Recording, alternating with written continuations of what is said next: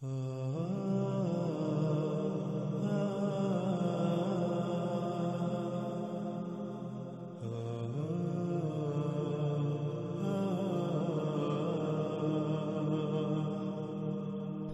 Number 11۔ ناظرین، ایک مقام پر دجال کو دیوقامت اور بڑی جسامت والا انسان قرار دیا جاتا ہے جو لوہے کی زنجیروں میں مضبوطی سے جکڑا ہوا تھا، تو وہیں دوسری طرف دوسرے مقام پر اسے کمزور، غمگین یعنی اپنے کیے پر پچھتانے والا، کراہتا ہوا، قابل ترس انسان یا شخص قرار دیا جاتا ہے۔ روایات کے عکس آپ سکرین پر دیکھ سکتے ہیں اور آپ خود انہیں پڑھ سکتے ہیں۔ ناظرین، یہ بھی ایک غیر معمولی تضاد ہے جس کا جواب دینا ایسے لوگوں کے بس سے باہر ہے، لیکن یہ علماء دجال ایک رخ کو سرے سے چھپا دیتے ہیں اور صرف دوسرے رخ کو ہی سامنے لاتے ہیں کہ وہ ایک بہت بڑا دیوقامت انسان تھا۔ اس بات کی بھی حقیقت کیا ہے آگے اس کا کھل کی وضاحت ہو جائے گی، لیکن یہ لوگ ایسا اس لیے کرتے ہیں کیونکہ ان کو علم ہے کہ اگر اس کے کمزور ہونے اور کراہنے والی بات کو سامنے لایا جائے گا تو پھر اس طبقے نے، ان لوگوں نے اس سے ایسی باتیں منسوب کی ہوئی ہیں کہ وہ بڑے بڑے کام کرے گا جو اللہ کے کرنے والے ہیں۔ تو وہ کیسے کر سکتا ہے جو خود قابل ترس ہے؟ جو اپنی حالت کو ٹھیک نہیں کر سکتا، قابل ترس ہے، وہ کرا رہا ہے، چیخ رہا ہے، وہ بکا کر رہا ہے، وہ رب ہونے کا دعویٰ کیسے کر سکتا ہے؟ یوں اس سوال کا جواب یہ لوگ قیامت تک نہ دے سکتے تو سب سے بہتر انہیں یہی لگا کہ اس بات کو ہی چھپا دو، اس رخ کو چھپا دو، کیونکہ انہیں علم ہے کہ عام عوام ان کی محتاج ہے۔ وہ نہ ہی خود غور و فکر کرے گی اور نہ ہی ان لوگوں کا، اس طبقے کا یہ پول ان پر کھلے گا۔ اس لیے جتنا جی چاہے دھوکہ دو، عوام کو جتنا جی چاہے دھوکہ دو، کوئی پوچھنے والا نہیں، بلکہ الٹا لوگ تعریفیں ہی کریں گے کہ کتنے بڑے بڑے علماء ہیں جو دین کی خدمت کر رہے ہیں۔ لیکن حقیقت کیا ہے ناظرین؟ حقیقت آپ کے سامنے ہے، اور جیسے سے آگے بڑھیں گے آپ کے رونگٹے کھڑے ہو جائیں گے، جن حقائق کا آگے چل کر آپ کو سامنا کرنا پڑے گا، جو حقائق کھل کر سامنے آئیں گے۔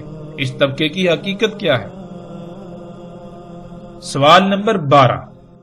قرآن میں اللہ سبحانہ وتعالی نے صراحت کے ساتھ واضح کر دیا کہ اللہ سبحانہ وتعالی نے الرحمن ہونے کے ناطے ہر انسان کے لیے 1000 سال کی مدت کا تعین کر دیا، یعنی کوئی بھی انسان زیادہ سے زیادہ 1000 سال زندہ رہ سکتا ہے۔ اور ناظرین، اس کی وضاحت آگے چل کر قرآن کی آیات کی روشنی میں عیسیٰ ابن مریم علیہ السلام والے موضوع میں آئے گی۔ فی الحال ہم آگے بڑھیں گے۔ وہ یہ کہ جب کوئی بھی انسان 1000 سال سے زیادہ عمر نہیں پا سکتا، یعنی اپنی پیدائش سے اپنی وفات تک 1000 سال سے زیادہ مدت نہیں پا سکتا، تو سوال یہ پیدا ہوتا ہے کہ اگر دجال انسان ہے تو پھر اس کی عمر 1000 سال سے زیادہ کیسے ہو گئی؟ ایک طرف اللہ کہتا ہے کہ وہ اپنی سنت کے خلاف نہیں کرتا، اپنے قانون کے خلاف نہیں کرتا، اللہ الرحمن ہے، تو یہ کیسے ممکن ہے کہ اللہ اپنے ہی قانون اور سنت کے خلاف کرے اور اپنے الرحمن ہونے کی ہی نفی کر دے؟ پھر ناظرین، سوالات تو یہ پیدا ہوتے ہیں کہ اگر وہ وہاں ایک جزیرے میں قید تھا تو اسے قید کس نے، کب اور کیوں کیا؟ اگر یہ سب ایسا ہی تھا تو کیا اصحاب رسول کے اذہان میں یہ غیر معمولی سوالات پیدا نہ ہوئے؟ کیا انہوں نے اللہ کے نبی محمد صلی اللہ علیہ وآلہ وسلم سے ایسے سوالات نہ کیے کہ یا رسول اللہ صلی اللہ علیہ وآلہ وسلم، اس کو قید کب کیا گیا، کس نے قید کیا اور کیوں قید کیا، اسے قتل ہی کیوں نہ کر دیا گیا؟ کیونکہ جس نے قید کیا اسے اس کی حقیقت کا علم تھا تو قید کیا نا۔ اور پھر جب کہ وہ وہاں قید تھا تو اصحاب رسول ابن سیاد کے دجال ہونے کی قسمیں کیوں کھاتے تھے؟ یعنی کہ جب صحابہ کرام کو یہ پتا ہے کہ دجال تو ایک جزیرے پر قید ہے جو کہ آخری دور میں نکلے گا، آزاد کیا جائے گا، تو اس کے باوجود وہ اپنی زندگیوں میں اس وقت ابن سیاد کے دجال ہونے پر قسمیں کیوں کھا رہے ہیں؟ پھر ابن سیاد تو یثرب میں ہی پیدا ہوا تھا، جسے آج یہ لوگ مدینہ کہتے ہیں، اور انہی کے سامنے پلا بڑا۔ کیا انہیں یہ سب علم نہیں تھا کہ دجال تو ایک جزیرے میں پہلے سے قید ہے اور دجال تو مدینہ اور مکہ میں داخل نہیں ہو سکتا، لیکن ابن سیاد مدینہ میں پیدا ہوا، اس کی موت ہوئی اور مکہ میں بھی آتا جاتا ہے۔ ناظرین، کیا کبھی آپ نے ان پہلوؤں پر غور کیا؟ کبھی آپ نے غور و فکر کیا، یا پھر آپ آنکھیں بند کر کے اسی علماء دجال طبقے کے پیچھے بھاگ رہے ہیں؟ یہ جدھر جدھر آپ کو لے جا رہے ہیں، آپ ان کے پیچھے ادھر ادھر چلے جا رہے ہیں اپنی آنکھیں بند کر کے۔ کیا کبھی آپ نے غور کیا اس کا انجام کیا ہوگا؟ آپ کس کا نقصان کر رہے ہیں؟ ناظرین، آپ کسی کا نقصان نہیں کر رہے، صرف اور صرف اپنا ہی نقصان کر رہے ہیں۔ جب وقت آئے گا تب سوائے پچھتاوے کے کچھ نہیں رہے گا۔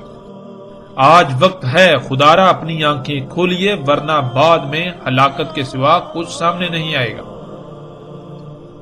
آگے بڑھتے ہیں ناظرین، سوال نمبر 13۔ ناظرین، جب یہ واقعہ مدینہ کا ہے اور ایسے موقع کا ہے جب مدینہ کے تقریباً تمام انصار و مہاجرین موجود تھے، تو کیا صرف فاطمہ بنت قیس ہی ایسی تھیں کہ جن کو یہ روایت یاد رہی؟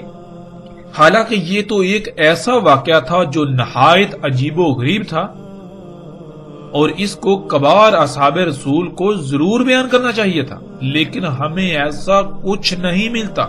صرف ایک ہی عورت سے یہ واقعہ منسوب ہمیں ملتا ہے۔ آخر اس کی وجہ کیا ہے؟ سوال نمبر 14۔ سوال یہ پیدا ہوتا ہے کہ جب جساسہ دجال کے لیے جاسوسی کرتا تھا، جس سے ثابت ہوتا ہے کہ دجال خبروں کے لیے جساسہ کا محتاج تھا، تو پھر دجال نے جو سوالات کیے وہ تمام کی تمام خبریں جن کا تعلق قطعی غیب سے تھا، ان کا علم اسے کس طرح ہو گیا؟ جیسا کہ ایسے نظریات سے تو بالکل واضح ہو جاتا ہے کہ ایسے تمام کے تمام لوگوں کے نزدیک جو دجال کو ایک معین شخصیت اور وہاں جزیرے پر قید سمجھتے ہیں، ان کے نزدیک ایک شخص جو کہ دجال ہے وہ بھی علم غیب رکھتا ہے، علم غیب رکھتا تھا۔ تو دوسری طرف انہی لوگوں کا عقیدہ یہ ہے کہ غیب کا علم اللہ کے سوا کسی کو نہیں، تو پھر دجال جب کہ ایک انسان ہے تو اسے غیب کا علم کہاں سے ہو گیا؟ قرآن میں تو اللہ سبحانہ و تعالیٰ نے واضح کر دیا بالکل صراحت کے ساتھ کہ اللہ صرف اپنے چنیدہ رسولوں پر غیب میں سے کچھ ظاہر کرتا ہے۔ تو کیا دجال اللہ کا رسول ٹھہرا؟ کیا ناظرین کسی کے پاس اس سوال کا جواب ہے؟ خواہ کچھ بھی ہو جائے، کوئی بھی ایسا شخص جو دجال کے ایک انسان ہونے کا دعوے دار ہے، اس عقیدے نظریے پر ڈٹا ہوا ہے، قائم ہے، وہ اس سوال کا جواب نہیں دے سکتا۔ وہ قرآن کا کفر کر رہا ہے، اللہ کی آیات کا کفر کر رہا ہے، اللہ کے کلام قرآن کا الحکیم ہونے کا کفر کر رہا ہے۔ پھر ناظرین سوال نمبر 15۔ جب دجال کو سب علم ہے کہ وہ رب نہیں ہے، رب اللہ ہی ہے، اس کا انجام کیا ہے، تو اس کے باوجود وہ رب ہونے کا دعویٰ کیسے کر سکتا ہے؟ پھر ناظرین سب سے بڑی بات تو یہ ہے کہ رب کے معنی کیا ہے؟ ہمارا رب کون ہے؟ ہمارا رب اللہ ہے، یعنی ہمارا رب اللہ ہے، تو اللہ ہمارا رب کیسے ہے؟ کیا اللہ نے کبھی زبان سے کہا جی میں تمہارا رب ہوں؟ رب تو کہتے ہیں وہ ذات جو کسی شے جب اس کا وجود نہیں ہوتا اسے وجود دیتی ہے، پھر اس کی تمام تر ضروریات اسے خلق کر کے مہیا کرتی ہے۔ کیا اس کے لیے فائدہ مند ہے، کیا نقصان دہ ہے؟ اس کے سواری کے ذرائع، اس کے کھانے پینے کی تمام حاجات، اس کی ضروریات پوری کرتی ہے وہ ذات، نہ کہ صرف زبان سے یہ کہنا جی میں تمہارا رب ہوں۔ آگے ناظرین سوال نمبر 16۔ جب دجال کو یہ بھی پہلے سے علم ہے کہ اسے مدینہ میں داخل نہیں ہونے دیا جائے گا، جیسا کہ جو ان لوگوں نے تراجم کیے ہوئے ان تراجم میں بالکل واضح ہے کہ دجال کو یہ علم ہے، دجال خود کہتا ہے کہ مجھے مدینہ میں داخل نہیں ہونے دیا جائے گا، مدینہ کے ہر رستے پر ملائکہ مامور ہوں گے، تو علم ہونے کے باوجود دجال مدینہ جانے کی کوشش کیوں کرے گا؟ یعنی ناظرین اگر آپ کو یہ یقین ہو، آپ کو پہلے سے یہ بتا دیا جائے کہ آپ یہ کام نہیں کر سکتے، یہ ممکن نہیں، اور آپ خود تسلیم کر رہے ہوں کہ آپ یہ کام نہیں کر سکتے، آپ خود تسلیم کر، اس کے باوجود آپ وہی کام کیوں کریں گے؟ کیا اس کا کوئی جواب ہے؟ سوال نمبر 17۔ جساسہ نے اس جزیرے پر موجود محل میں جانے کو کہا جس میں دجال قید تھا۔ یہاں سوال یہ پیدا ہوتا ہے کہ کیا کسی جزیرے پر تعمیر شدہ محل موجود ہے؟ اور پھر یہ بھی نہیں کہا جا سکتا کہ اللہ نے اس محل کو دنیا کے انسانوں سے چھپا کر رکھا ہے، کیونکہ اصل بات تو یہ سامنے آتی ہے کہ اس جزیرے تک کسی کی رسائی نہیں، اور اگر کسی کی رسائی ہو جائے تو وہ نہ صرف اس محل کو دیکھ سکتا ہے بلکہ اس میں داخل بھی ہو سکتا ہے، جیسے وہ لوگ جو اس جہاز میں سوار تھے اور اس جزیرے تک پہنچ گئے، اور آج زمین کا ایک ایک انچ ایسا نہیں ہے کہ جو انسان کی نظروں کے سامنے نہ ہو۔ اوپر سیٹلائٹ گھوم رہی ہے جو پل پل پوری زمین کے انگ انگ کی تصاویر بنا رہی ہے، اور اسی سیٹلائٹ کے بنائے ہوئے نقشے کو نہ صرف آج لوگ دیکھتے ہیں، استعمال کرتے ہیں، بلکہ وہ دنیا کا واحد مصدقہ ترین نقشہ ہے جسے گوگل ارتھ کا نام دیا جاتا ہے۔ سمندروں میں کوئی چھوٹے سے چھوٹا بھی جزیرہ ایسا نہیں ہے جس پر آج انسان جا نہ چکا ہو۔ اس کے باوجود نہ ہی کوئی ایسا محل کہیں ملتا ہے، اور نہ ہی کوئی ایسا شخص، اور نہ ہی کوئی ایسا جانور جسے جساسا کا نام دیا گیا۔ تو ناظرین، آخر ایسا کیوں؟ آخر وہ جزیرہ آج کہاں گیا؟ وہ محل کہاں گیا؟ اور اس میں قید دجال کہاں گیا؟ آج جب کوئی ایسا محل کہیں موجود ہی نہیں، اور اگر تھا تو پھر بغیر کسی شک و شبے کے ظاہر ہے محل تباہ ہو چکا، اور دجال نہ جانے کب کا آزاد ہو چکا۔ اور پھر حقیقت اگر یہی ہے تو پھر وہ دجال کہاں گیا؟ وہ دجال تو پھر آ کر بھی جا چکا، تو پھر کس دجال کا آج بھی انتظار کیا جا رہا ہے؟ اس روایت کی بنیاد پر دجال کو انسان ثابت کرنے اور انسان ہونے کا عقیدہ رکھنے والوں کی بھی حقیقت کھل کر آشکار ہو جاتی ہے کہ وہ محض نہ صرف خود کو دھوکے میں مبتلا کیے ہوئے ہیں بلکہ اکثریت کو بھی اسی دھوکے میں مبتلا کر کے ان کی دنیا اور آخرت تباہ کر رہے ہیں۔ ناظرین، اس روایت پر مزید کئی سوالات پیدا ہوتے ہیں اور اعتراضات سامنے آتے ہیں جن کی تعداد بہت زیادہ ہے، لیکن ہم صرف انہی سوالات پر اکتفا کرتے ہیں۔ یہ ایسے اعتراضات ہیں، ایسے سوالات ہیں کہ ان کو دور کرنا ناممکن ہے، ان کے جوابات دینا ناممکن ہے۔ روایت کی صحت کو کوئی ایک ہی اعتراض مشکوک بنا دیتا ہے، لیکن اس میں تو درجنوں لاجواب اعتراضات ہیں۔ تو یہ روایت کیسے قابل تسلیم کہی جا سکتی ہے یا تسلیم کی جا سکتی ہے؟ ان اعتراضات کی روشنی میں اس روایت کی اہمیت بالکل صفر ہو جاتی ہے، لیکن اس کے باوجود ہم اس روایت کی اصل حقیقت پر ضرور روشنی ڈالیں گے تاکہ حق کھل کر واضح ہو جائے اور کسی کے پاس کوئی عذر، شک یا شبہ وغیرہ نہ رہے۔ کوئی یہ نہ کہے کہ انہوں نے ان اعتراضات کی بنیاد پر اس روایت کو بالکل سرے پر کر دیا، ایک سائڈ پر کر دیا، کیونکہ ان کے پاس اصل بات کا جواب نہیں تھا۔ یعنی کہ ہم کسی کے پاس الحمدللہ ایسا کوئی بہانہ بھی نہیں رہنے دیں گے۔ ناظرین، جن جن کتب میں یہ روایت بیان کی گئی ہے، جب ان تمام مقامات کو سامنے رکھا جائے اور اگر اللہ سبحانہ و تعالیٰ کی طرف سے خالص علم حاصل ہو تو اس کو سمجھنے میں رائی برابر بھی مشکل پیش نہیں آتی۔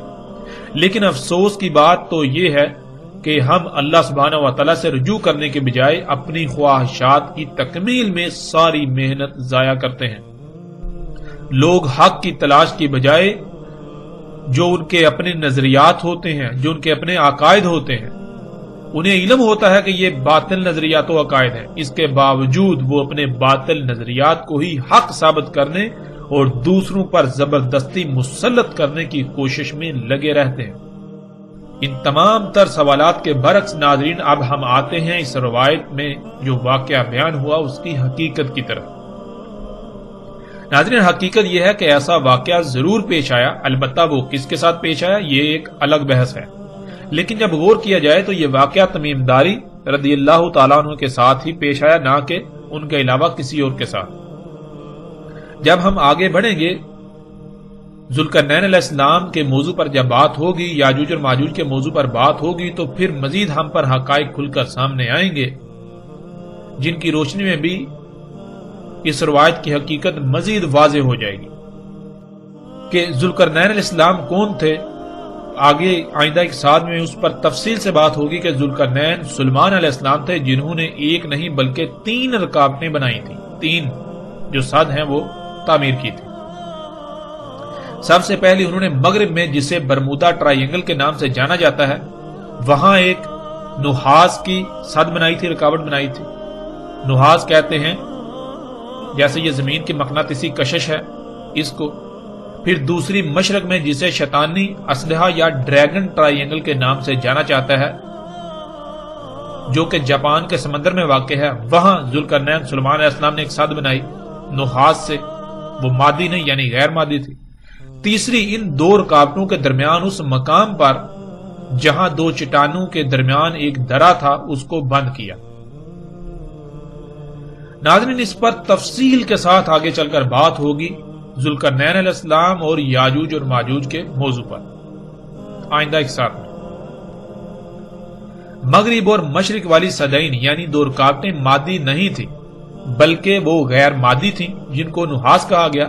نحاس بالکل ایسے ہی مقناطیسی قوت یا کشش کو کہتے ہیں جیسے مقناطیسی قوت زمین مسلسل پیدا کر رہی ہے، جس مقناطیسی قوت کی وجہ سے نہ صرف ہر شے زمین کی طرف کھینچی ہوئی ہے بلکہ اسی قوت کی وجہ سے زمین کے گرد 7 مختلف تہوں پر مشتمل ایک حصار قائم ہے جنہیں زمین کے 7 آسمان کہا جاتا ہے۔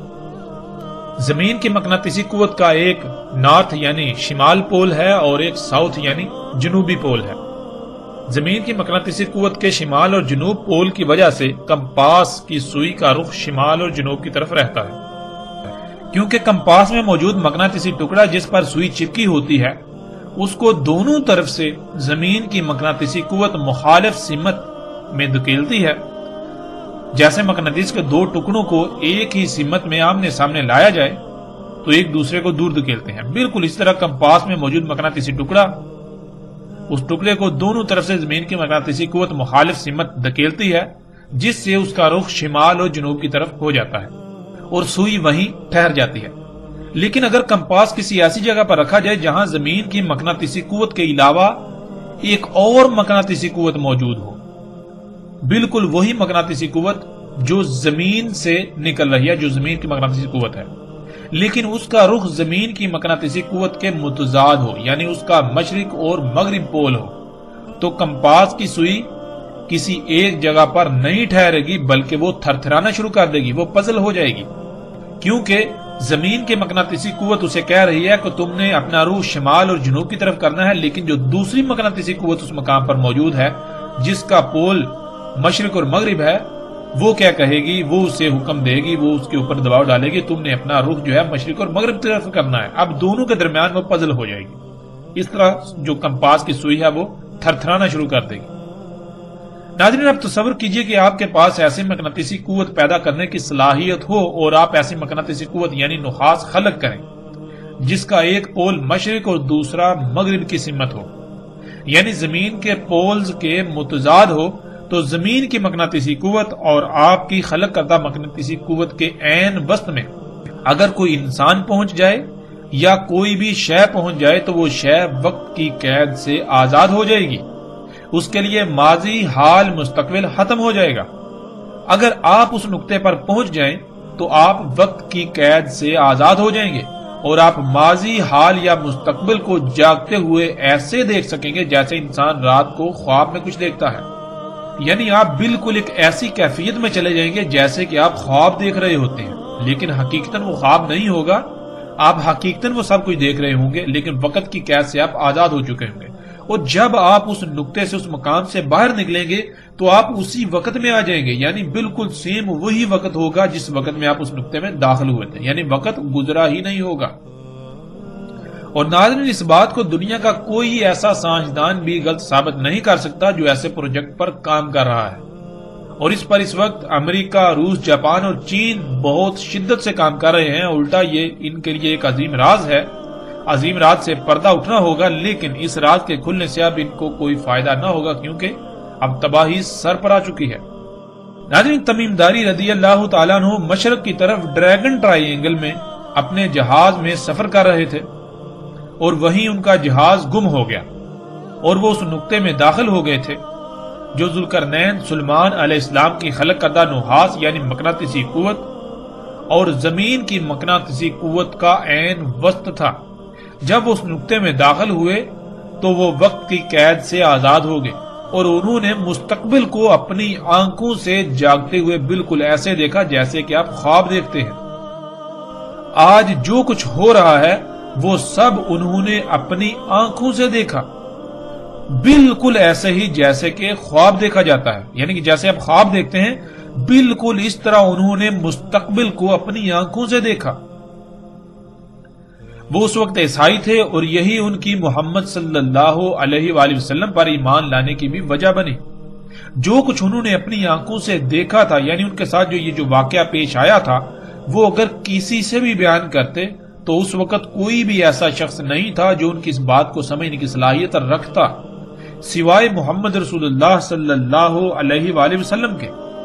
بلکہ اگر وہ کسی سے ایسی بات کرتے بھی تو ان کو پاگل کہا جاتا اور ان کا مذاق اڑایا جاتا اور ان کو تحقیر کا نشانہ بنایا جاتا، کیونکہ یہ بات کسی کی عقل میں آنے والی نہیں تھی۔ لیکن تمیم داری رضی اللہ تعالیٰ عنہ کو اس کا علم تھا کہ جو وہ دیکھ چکے ہیں، یعنی جو مستقبل انہوں نے اپنی آنکھوں سے دیکھا ہے، جو مستقبل کا مشاہدہ کر چکے ہیں، واحد محمد صلی اللہ علیہ وآلہ وسلم ہی ایک ایسی شخصیت ہیں جو نہ صرف اللہ کے رسول ہیں بلکہ ان کی بات کو سمجھنے کی صلاحیت رکھتے ہیں۔ اسی وجہ سے جب وہ واپس پہنچے تو سیدھے رسول اللہ صلی اللہ علیہ وآلہ وسلم کو یہ سارا قصہ سنایا، یہ سارا واقعہ سنایا کہ انہوں نے مستقبل کو اپنی آنکھوں سے دیکھا کہ دنیا کے کیسے کیسے حالات بدلیں گے، اور بالآخر دجال یعنی ٹیکنالوجی، جنہیں آج مشینیں اور جدید ایجادات کا نام دیا جاتا ہے یا نام دیے جاتے ہیں، پوری دنیا کو اپنے لپیٹ میں لے لے گا۔ یہ اشیاء، یہ جو دجال ہے، پوری دنیا کو اپنے لپیٹ میں لے لے گا۔ رسول اللہ صلی اللہ علیہ وآلہ وسلم یہ سارا واقعہ سننے کے بعد تمیم داری رضی اللہ تعالیٰ عنہ کو سب کے سامنے لائے اور ان کو سب کے سامنے واقعہ بیان کرنے کا کہا۔ لیکن اس سے پہلے رسول اللہ صلی اللہ علیہ وآلہ وسلم نے ان کو بتا دیا تھا کہ کیسے الفاظ استعمال کرنے ہیں، کیونکہ اگر جو کچھ دیکھا تھا وہ سب ویسے ہی بیان کیا جاتا تو کسی کی بھی عقل میں بات نہ آتی، کیونکہ اس وقت آج ان ایجادات کے بارے میں تصور کرنا بھی محال تھا۔ اس لیے اس سارے واقعے کو کیسے بیان کرنا ہے، کیسے الفاظ استعمال کرنے ہیں، رسول اللہ صلی اللہ علیہ وآلہ وسلم نے وہ تمام الفاظ تمیم داری رضی اللہ تعالیٰ عنہ کو بتائے، یعنی کہ بالکل ایسے ہی جیسے کہ ماضی میں بہت کچھ ہوا، بہت بڑے بڑے واقعات ہوئے، لیکن قرآن میں اللہ سبحانہ و تعالیٰ نے ان واقعات کو اپنے الفاظ میں بیان کیا۔ مثال کے طور پر جب قرآن یہ کہتا ہے کہ وہ جو قوم تھی جہاں ذوالقرنین علیہ السلام گئے تھے، جن کو یاجوج اور ماجوج سے بچانا تھا، وہ قوم تو کسی بھی قسم کی کوئی بات سمجھنے کی صلاحیت ہی نہیں رکھتی تھی، وہ بات سمجھنے کے قریب ہی نہیں تھی۔ لیکن اس کے برعکس قرآن میں کیا لکھا ہے؟ قرآن میں تو بالکل واضح لکھا ہے، قالوا یا ذوالقرنین ان یاجوج و ماجوج مفسدون فی الارض، انہوں نے کہا کہ ذوالقرنین، یاجوج اور ماجوج جو ہیں وہ تو زمین میں فساد کرتے ہیں۔ تو پھر انہوں نے یہ کیسے کہہ لیا جب وہ کوئی بات سمجھنے کے قابل ہی نہیں تھے، بات سمجھنے کے قریب، تو انہوں نے عربی میں کیسے کہہ دیا؟ نہیں، یہ ان کے الفاظ نہیں ہیں، بلکہ یہ قرآن میں اللہ کے الفاظ ہیں۔ وہ واقعہ اس وقت جو پیش آیا، اللہ سبحانہ و تعالیٰ نے قرآن جو کہ اللہ کا کلام ہے اپنے الفاظ میں اسے بیان کیا۔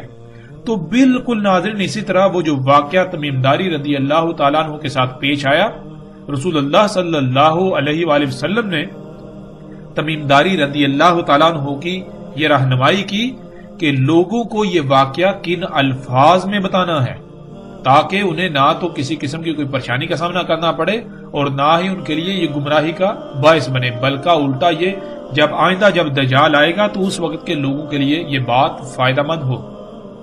اور ناظرین روایت میں استعمال ہونے والے الفاظ یہ سب حقیقت کھول کر بیان کرتے ہیں جن کا آگے صراحت کے ساتھ ذکر آئے گا۔ جیسے کہ انہوں نے کہا ہم الدین میں داخل ہوئے۔ ناظرین الدیر کے لفظ الدیر کے دو معنی ہیں۔ اس کا ایک معنی ہے ایسا نقطہ یا مقام جو کسی شے کو تسلسل کے ساتھ اچانک انتہائی تیز رفتار سے باہر نکال دے، مثلا جیسے بندوق سے فائر کیا جاتا ہے تو گولی کے خول سے اچانک اس کا سکہ انتہائی تیز رفتاری سے باہر نکل جاتا ہے اور مسلسل آگے سفر کرتا ہے۔ اور ناظرین لفظ الدیر کے دوسرے معنی ہیں ہر طرف سے بند ایک سرنگ کے، یعنی کہ ہر طرف سے بند جیسے کوئی غار ہوتا ہے، لمبا غار لمبائی پر مشتمل، جیسے کوئی سرنگ ہوتی ہے جو ہر طرف سے بند ہو۔ اب ناظرین یہاں ہم پہلے معنی کو لیں گے اور اس کے بعد آگے جا کر دوسرے معنی کو بھی لیں گے۔ الدیر یہی وہ مقام تھا جہاں جہاز گم ہونے کے بعد وہ پہنچے، اور اس مقام نے انہیں اچانک باہر نکال دیا، یعنی وہ وقت کی قید سے آزاد ہو گئے، وقت کی قید سے نکل گئے۔ جیسے آپ جب رات کو سوتے ہیں، ناظرین جب غور کریں، جب آپ رات کو سوتے ہیں تو آپ ایک خواب دیکھتے ہیں، خواب کے اندر آپ سالوں کی زندگی گزارتے ہیں، یعنی کہ آپ دیکھیں کہ آپ خواب میں بادشاہ بن گئے، کسی ملک کے سربراہ بن گئے، یا آپ جہاز اڑا رہے ہیں، یا آپ کوئی بھی کام کر رہے ہیں، تو خواب میں آپ ایک لمبی زندگی جی رہے ہوتے ہیں۔ خواب میں آپ دیکھتے ہیں کہ خواب میں آپ کئی سال کا وقت گزارتے ہیں، لیکن جب آپ کی آنکھ کھلتی ہے تو حقیقت کیا نکلتی ہے کہ صرف چند لمحے ہی ابھی گزرے ہوئے ہوتے ہیں، یعنی کہ چند لمحوں میں آپ نے سالوں پر محیط وقت کو ایسے دیکھا جیسا کہ آپ کے ساتھ وہ پیش آ رہا تھا، آپ اس میں موجود تھے۔ ناظرین بالکل اسی طرح الدیر کہتے ہیں ایسے مقام کو، جب آپ ایسے مقام پر پہنچیں تو آپ یہ جو دنیاوی شعور ہے اس سے نکل کر دوسرے شعور میں چلے جائیں، جیسے خواب میں ہوتا ہے۔ آپ چارپائی پہ ہوتے ہیں، سوتے ہیں، تو جب خواب میں بالکل اسی طرح ہو، وہ مقام جو آپ کو ایسی حالت میں دھکیل دے، ایسی حالت میں لے جائے۔ تو ناظرین تمیم داری رضی اللہ تعالیٰ عنہ جب جہاز کے گم ہونے کے بعد اس مقام پر پہنچے تو وہ وقت کی قید سے آزاد ہو گئے، یعنی کہ جیسے آپ خواب دیکھتے ہیں بالکل اسی طرح انہوں نے مستقبل کو اپنی آنکھوں سے دیکھا، بالکل ایسے دیکھا جیسے کہ اسی وقت میں وہ موجود ہیں، یعنی جیسے آپ خواب دیکھتے ہیں بالکل عین اسی طرح انہوں نے مستقبل میں آنے والے تمام حالات و واقعات کو دیکھا۔ انہوں نے مستقبل کی 14-15 صدیوں کا مشاہدہ کیا جیسے آپ خواب دیکھتے ہیں۔ انہوں نے اس وقت سے لے کر دجال تک کا وقت اپنی آنکھوں سے دیکھا کہ دنیا میں کیا کیا تبدیلیاں رونما ہوں گی، کہ کون کون سی وجوہات دجال کے نکلنے کا باعث بنے گی۔ دجال جو کہ ہر لحاظ سے واضح ہو چکا کہ یہ ٹیکنالوجی ہے، یہ موجودہ ایجادات ہیں، یہ دجال ہے جنہیں انسان اپنے لیے مسیحا یعنی فائدہ مند سمجھتا ہے، آسائشیں سہولتیں سمجھتا ہے، لیکن در حقیقت یہ تمام ایجادات مسیحا نہیں ہے، بلکہ انہی کی وجہ سے دنیا آج ہر طرح کے عذابوں، زلزلوں، سیلابوں، طوفانوں، بیماریوں، تباہیوں، مصیبتوں اور طرح طرح کی آزمائشوں کا شکار ہے، اور اسی کی وجہ سے ساتھ آئے گی، یعنی وہ عظیم زلزلہ آئے گا کہ جس میں تمام کے تمام انسان مارے جائیں گے اور زمین جہنم بن جائے گی۔ رسول اللہ صلی اللہ علیہ وآلہ وسلم کے الفاظ میں انہوں نے اس سارے واقعے کو یوں بیان کیا جسے ہم ایک مثال سے سمجھ لیتے ہیں۔ مثلا کچھ لوگ ہیں جو پہلی بار 1 سے 100 تک گنتی سیکھ رہے ہیں۔ ناظرین تصور کریں باقی سب ابھی 60 پر ہیں، یعنی 60 تک گنتی سیکھ پائے، لیکن آپ ان میں سب سے پہلے 100 تک گنتی سیکھ لیتے ہیں، یعنی کہ آپ نے 100 تک سیکھ لی۔ باقی لوگ ابھی 60 تک پہنچے لیکن آپ 100 تک پہنچ گئے۔ اب آپ اس کو یوں بیان کرتے ہیں کہ میں نے اپنی تعلیم کا سفر کیا، میں نے اپنی تعلیم کا سفر شروع کیا اور کافی آگے گیا تو میری کسی سے ملاقات ہوئی۔ میں نے اس سے پوچھا کہ تم کون ہو؟ اس نے جواب دیا میں 100 ہوں، یعنی 100 کا ہندسہ ہوں، اور ان قریب میں تمہارے سامنے آ جاؤں گا۔ اب 100 کا ہندسہ یہ بتاتا ہے کہ وہ کب تک سامنے آئے گا، یعنی کیا کیا اس سے پہلے ہونا لازم ہے کہ وہ اس کے بعد سامنے آئے گا۔ 100 کا ہندسہ اب آپ سے پوچھتا ہے کیا تم نے سکول میں داخلہ لے لیا؟ اب آپ جواب دیتے ہیں ہاں۔ اب وہ پھر آپ سے سوال کرتا ہے کیا حقیقتاً ایسا ہو چکا، یعنی آپ داخلہ لے چکے؟ آپ آگے سے جواب دیتے ہیں ہاں ایسا ہو چکا، میں سکول میں داخلہ لے چکا۔ اس نے پھر پوچھا کیا 1 آ گیا؟ آپ نے کہا ہاں وہ تو آ چکا۔ اس نے پھر پوچھا کہ 10 آ گیا؟ آپ نے جواب دیا ہاں 10 بھی آ چکا۔ اس نے پھر سوال کیا کیا 60 آ گیا؟ آپ نے جواب دیا ہاں وہ بھی آ چکا۔ اس نے پھر پوچھا کیا 70 آ گیا؟ اب آپ نے جواب دیا کہ نہیں وہ ابھی تک نہیں آیا۔ تو اس نے کہا کہ اب ان قریب وہی آئے گا، یعنی کہ اب ان قریب 70 آئے گا۔ اس کے بعد 80 آئے گا، پھر اس کے بعد 90 آئے گا۔ جب 90 آ جائے گا تو میرا سامنے آنے کا وقت بالکل قریب آ جائے گا، اور جب 99 آ جائے تو اچانک میں بھی سامنے آ جاؤں گا۔ لیکن جب تک 99 نہیں آتا تب تک قانون میں مجھے سامنے آنے کی اجازت ہے ہی نہیں۔ ناظرین، اس مثال کو بار بار سنیے اور اس میں غور کیجئے۔ اگر آپ نے اس مثال کو سمجھ لیا تو تمیم داری رضی اللہ تعالیٰ عنہ والے واقعے کی ساری حقیقت آپ کے اوپر کھل جائے گی۔ یہ مثال اس واقعے کی ساری حقیقت کو کھول کر رکھ دے گی اور بہت ہی آسانی سے سارا واقعہ بالکل سمجھ آ جائے گا۔ بالکل یہی کہا تمیم داری رضی اللہ تعالیٰ عنہ نے کہ ان کی ملاقات دجال سے ہوئی، انہوں نے دجال کو دیکھا۔ دجال کو آپ اس مثال میں 100 کا ہندسہ تصور کر لیں، جیسے آپ کی 100 کے ہندسے سے گفتگو ہوئی، بالکل ویسے ہی دجال کے ساتھ تمیم داری رضی اللہ تعالیٰ عنہ کی گفتگو ہوئی۔ یعنی حقیقتاً ایسی کسی گفتگو کا کوئی وجود نہیں ہے، ایسی کوئی گفتگو نہیں ہوئی، بلکہ ان کے ساتھ جو واقعہ پیش آیا، جو انہوں نے مستقبل کو اپنی آنکھوں سے دیکھ لیا، جو کہ باقی ابھی نہیں دیکھ سکتے، باقی جیسے انسان آئیں گے وہ دیکھیں گے، لیکن وہ پہلے ہی وہ سارے حالات و واقعات دیکھ چکے۔ اس سب کو سامنے عام سطح پر بیان کرنا تھا تاکہ اصل مقصد سب سمجھ جائیں، تو اس کو اس طرح حکمت کے ساتھ بیان کیا کہ دجال آئے گا، لیکن کب آئے گا؟ تمیم داری رضی اللہ تعالیٰ عنہ نے باقی سب سے پہلے ہی اسے دیکھ لیا۔ رسول اللہ صلی اللہ علیہ وآلہ وسلم کے بتائے ہوئے الفاظ میں انہوں نے بتایا کہ انہوں نے سوال کیا کہ کیا عربوں میں نبی آ گیا؟ ہم نے کہا ہاں آ گیا۔ اس نے پھر سوال کیا کیا انہوں نے اس کی اطاعت کی یا نافرمانی؟ ہم نے کہا اطاعت کی۔ دجال نے کہا اسی میں ان کے لیے خیر ہے۔ اب یہاں یہ ذہن میں رکھیں، دجال خیر نہیں بلکہ شر اکبر ہے۔ دجال سے بڑا شر اور کوئی نہیں ہے جب سے انسانوں کو دنیا میں لایا گیا۔ تو اس نے کہا کہ اسی میں ان کے لیے خیر ہے، اس کا مطلب یہ ہے کہ جب تک محمد رسول اللہ صلی اللہ علیہ وآلہ وسلم کی اطاعت ہوگی، انہی کی لائی ہوئی دعوت پر عمل کیا جائے گا، یعنی دنیا کو فطرت پر رکھا جائے گا، اسی میں انسانوں کے لیے خیر ہوگی۔ دجال نہیں نکل سکے گا جب تک رسول اللہ صلی اللہ علیہ وسلم کی دعوت کے مطابق دنیا کو فطرت پر رکھا جائے گا تو دجال نہیں نکل سکے گا، جس سے لوگوں کو نقصانات نہیں ہوں گے۔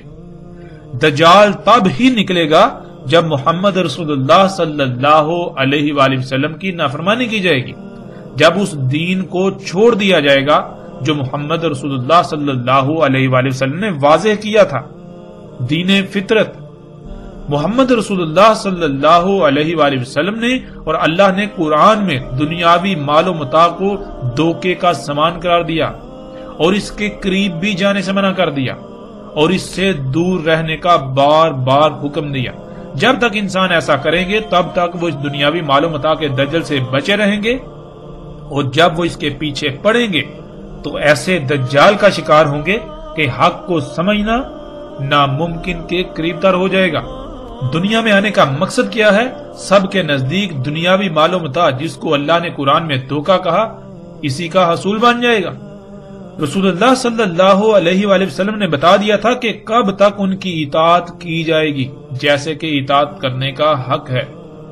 اس کے لیے محمد رسول اللہ صلی اللہ علیہ وآلہ وسلم نے کہا تھا کہ خلافت علی منہاج نبوہ رہے گی 30 سال، پھر اس کے بعد جو کچھ ہوگا وہ بھی بیان کر دیا۔ اب آپ سے سوال یہ ہے کہ اگر آج تک پوری دنیا میں خلافت علی منہاج نبوت قائم رہتی تو کیا دنیا کی آج یہ حالت ہوتی؟ دجال نکل سکتا تھا؟ یعنی یہ موجودہ ٹیکنالوجی جو شرع اکبر ہے، جو شرک اکبر ہے، انسان یہ کر پاتا؟ ہرگز نہیں کر پاتا۔ تو یہی انہوں نے کہا محمد رسول اللہ صلی اللہ علیہ وآلہ وسلم کی اطاعت میں ہی خیر ہے۔ جب ان کی نافرمانی کی جائے گی تو یہی وجہ بنے گی دجال کے نکلنے کی۔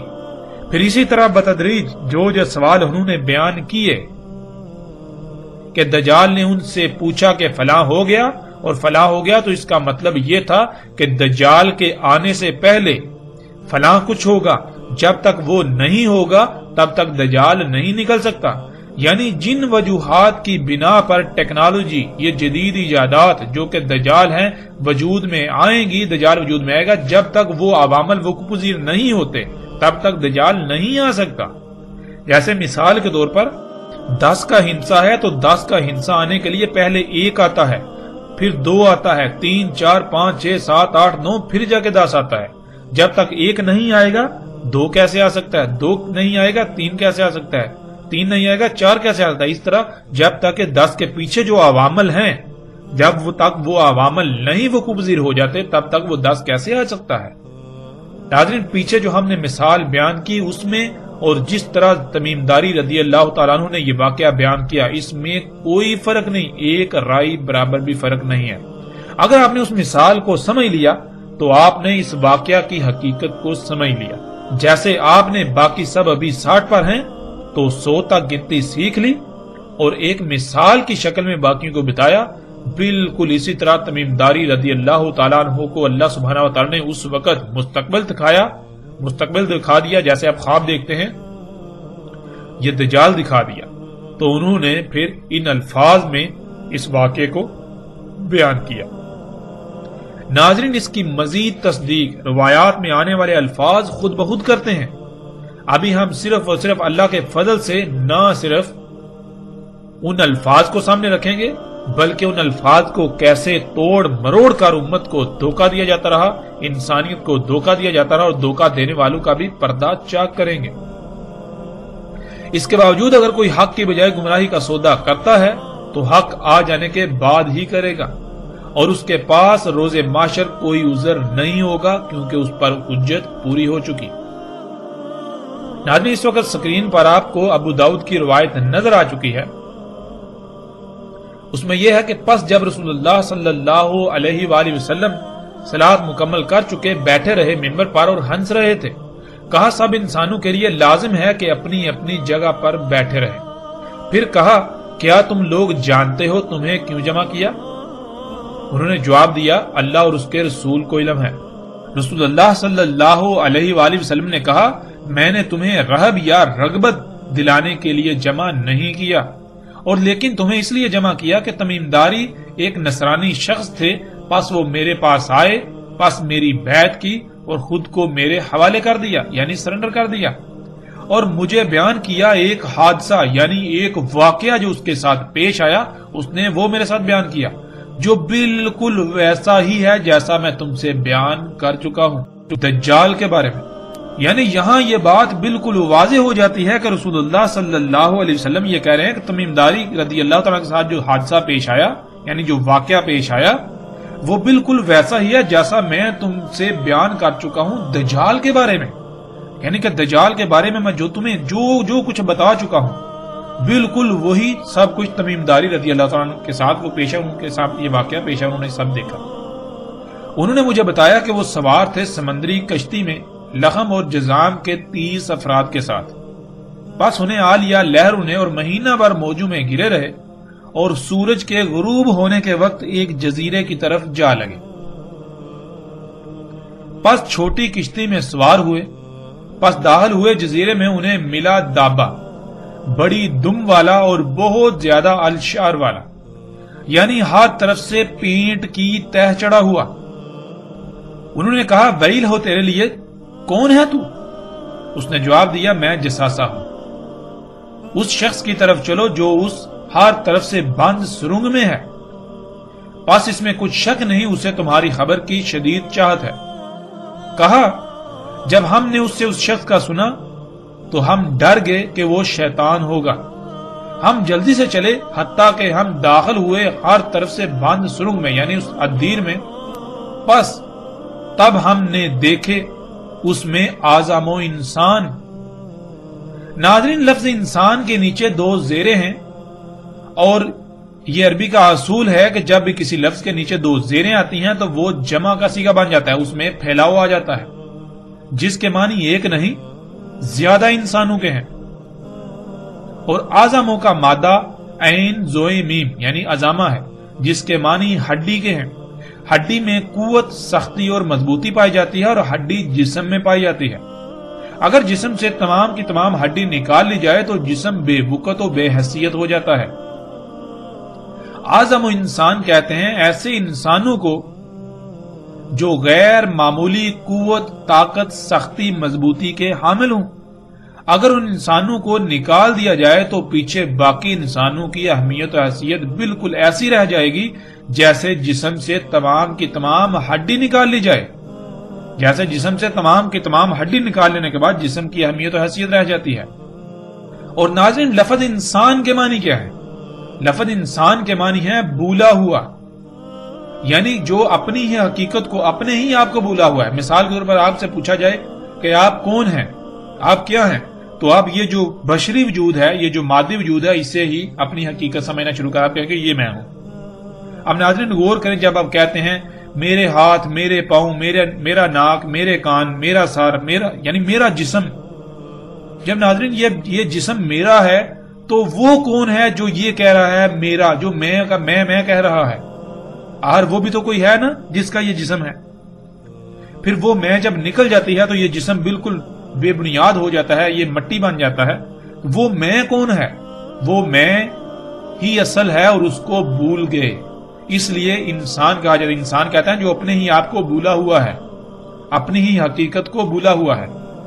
تو آدم و انسان ایسے بھولے ہوئے کہ اگر ان کو نکال دیا جائے تو پیچھے بھولے ہوئے کی کوئی اہمیت و حیثیت رہے گی ہی نہیں، یعنی پیچھے بھولے ہوئے کی اہمیت ایسی رہ جائے گی جیسے کہ جسم سے ہڈی نکال لی جائے تو جسم کی جو اہمیت و حیثیت رہ جاتی ہے۔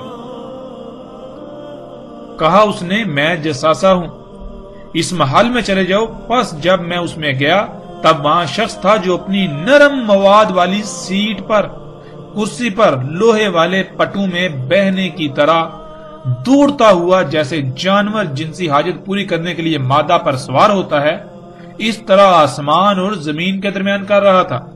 یعنی بہنے کی طرح دوڑتا ہوا آتا تھا اور اپنی اگلی ٹانگیں اٹھا کر آسمان پر چڑھ جاتا، آسمان پر سوار ہو جاتا اور پھر اسی طرح واپس زمین پر اتر آتا تھا۔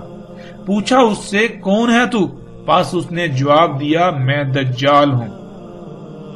ناظرین، روایات سے یہ بات ثابت شدہ ہے کہ بعض صحابہ رضوان اللہ نے کہا کہ جساسہ وہی دابہ ہے جس کا ذکر قرآن میں ہے، یعنی زمین سے نکلنے والا انسان کا خلق کردہ دابہ۔ اور آگے دابہ کے موضوع پر تفصیل سے بات آئے گی کہ دابہ کیا ہے۔ اور روایت میں یہ بھی بات بالکل واضح ہے کہ انہوں نے کہا کہ ان کی ملاقات دابہ سے ہوئی، اس کی باری برکم دم اور کثیر و شر تھے اس پر۔ الشر کے معنی ہم ناظرین گزشتہ ایک ساتھ میں جان چکے ہیں۔ الشر کہتے ہیں اس مواد کو جس مواد سے آپ کے جسم پر بال وجود میں آتے ہیں، آپ کے جسم پر ناخن وجود میں آتے ہیں، جسے آج لچکدار پلاسٹک یعنی نائلون، اسفلٹ، پینٹ وغیرہ کا نام دیا جاتا ہے۔ اسی سے فوم سمیت ہزاروں مصنوعات تیار کی جاتی ہیں۔ اگر کسی بھی قسم کا کوئی شک رہے تو ایک روایت میں رسول اللہ صلی اللہ علیہ وآلہ وسلم کے الفاظ موجود ہیں آخری زمانے میں ہونے والی بارشوں کے حوالے سے، جسے آپ سکرین پر دیکھ سکتے ہیں۔ رسول اللہ صلی اللہ علیہ وآلہ وسلم نے کہا نہیں قائم ہوگی ساتھ حتیٰ کہ بارشیں ہوں گی، ان میں سے نہیں بچے گا کوئی گارے کا گھر سوائے اس کے جو الشر کے بنے ہوئے ہوں گے۔ اسی طرح ناظرین ایک اور روایت بھی ہے جس کا مفہوم کچھ یوں ہے کہ رسول اللہ صلی اللہ علیہ وآلہ وسلم نے کہا کہ ان بارشوں میں سے کوئی گھر نہیں بچے گا جس کی چھت سلامت رہے سوائے ان گھروں کے جن کی چھتیں الشر کی بنی ہوئی ہوں گی، جس کا ترجمہ یہ کیا جاتا ہے کہ جن گھروں کی چھتیں بالوں کی بنی ہوئی ہوں گی وہ چھتیں بچ جائیں گی، وہ گھر بچ جائیں گے، باقی سب گھر جو ہیں ان بارشوں میں بہہ جائیں گے۔ ناظرین اب کوئی بھی عقل رکھنے والا انسان یہ تسلیم نہیں کر سکتا کہ بالوں کی چھتیں بن سکتی ہیں، یعنی ان بالوں کی چھتیں جو جسم پر اگتے ہیں۔ لیکن جب ہم عربی کو عربی سمجھیں تو ہم پر واضح ہو جائے گا کہ الشر اس مواد کو کہتے ہیں جس سے بال وجود میں آتے ہیں، اور اسی مواد سے آج پوری دنیا میں چھتیں بنائی جا رہی ہیں جن پر بارشیں اثر انداز نہیں ہوتی۔ جیسا کہ گزشتہ ساتھ میں یہ بات واضح ہو چکی ہے کہ خام تیل سے بننے والی مصنوعات سے چھتیں بھی بنائی جا رہی ہیں۔ یہ دابہ ہوائی جہاز تھا، اور گزشتہ ایک ساتھ میں دجال کے حمار پر بھی اس کی بات ہو چکی، مختصراً اس پر بات ہو چکی۔ جیسے ہم آگے بڑھیں گے، جب دابے کا موضوع آئے گا، دابا من الارض یا دابا فی الارض والا، تو اس میں تفصیل کے ساتھ یہ بات واضح ہو جائے گی کہ دابا کیا ہے۔ وہ دابا جس سے تمیم داری رضی اللہ تعالیٰ عنہ کی ملاقات ہوئی، وہ یہ ہوائی جہاز تھا جس کی باری برکم دم اور اس پر کثیر و شر یعنی ہر طرف سے پینٹ چڑھا ہوا تھا، پینٹ ہوا تھا۔ اب ناظرین اس کو یوں سمجھ لیں، اس مثال میں کہ آپ کی ملاقات 99 سے ہوئی، تو 99 نے آپ سے کہا آگے چلو، جو آگے ہے اس سے تمہارا انتظار ہے۔ تو جیسے ہی آگے گئے تو آگے 100 کے ہندسے سے ملاقات ہوئی۔ بالکل اسی طرح جب انہوں نے ہوائی جہاز دیکھا تو اس نے کہا اس الدیر یعنی اس ہر طرف سے بند سرنگ میں داخل ہو جاؤ۔ کہیں پر اسے الدیر یعنی ہر طرف سے بند سرنگ کہا گیا ایک مقام پر، اور کہیں یعنی دوسرے مقام پر اسے قصر یعنی محل کہا گیا۔ جہاز میں جب آپ داخل ہوں تو آپ حیران رہ جائیں گے کہ جہاز حقیقتاً نہ صرف الدیر ہے یعنی ایک ایسی سرنگ ہے جو ہر طرف سے بند ہے، اور وہ سرنگ اندر سے ایک محل کا منظر پیش کرتی ہے، بلکہ وہ سرنگ اندر سے محل کا منظر پیش کرتی ہے۔ جب وہ اس دیر یعنی محل نما ہر طرف سے بند سرنگ میں داخل ہوئے تو انہوں نے جو دیکھا اس کے بارے میں کئی طرح کے الفاظ آئے ہیں، اور وہ سب کے سب اپنی جگہ پر بالکل ٹھیک ہیں۔ اب سب سے پہلے ہم یہ دیکھتے ہیں کہ آج تک ان الفاظ کو کیسے بیان کیا گیا جو اندر موجود انسان کے بارے میں استعمال کیے گئے۔